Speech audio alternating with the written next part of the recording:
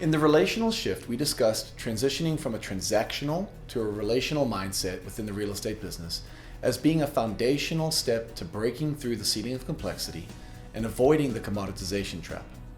Let's take that thought a step further and explore what it means to build a business on this relational approach and work by referral.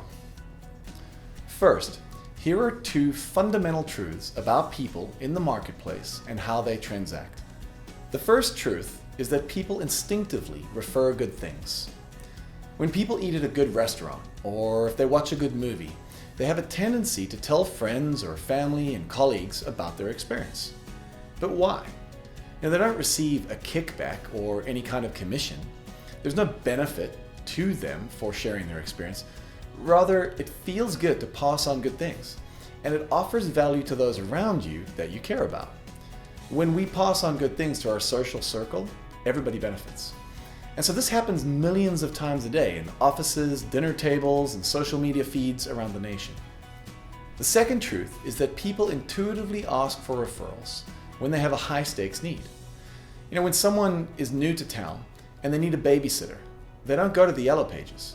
They ask friends, family, or a trusted colleague for a recommendation. In the same way, if somebody needs a good hairstylist, they don't go to Google. They ask people close to them for a referral to someone they know and trust. This idea really doesn't need a lot of explanation for the very fact that we all know it to be true. To further nail down this point, let's consider the data that the National Association of Realtors provides us every single year through the National Survey of Home Buyers and Home Sellers. First off, yes, the vast majority of all home buyers are starting their search and ultimately find their home online.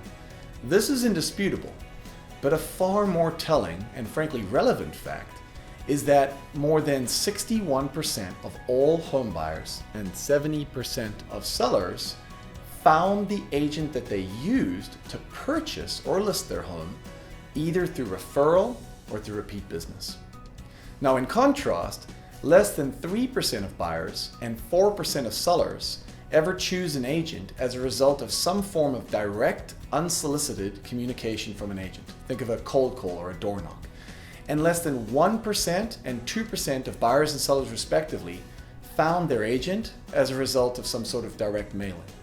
Despite the very obvious picture painted by the data provided to us by NAR and the natural inclination that we have to refer, our industry for some reason continues to focus the vast majority of its lead generation coaching and training, as well as our marketing expenditure, on strategies that are targeting, everything else.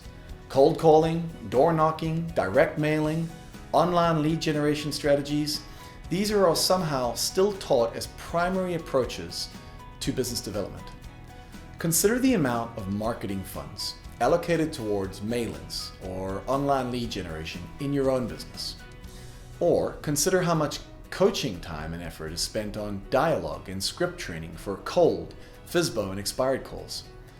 Now contrast that with the amount of money and time proactively and intentionally invested into nurturing and deepening relationships with friends, family, and past clients.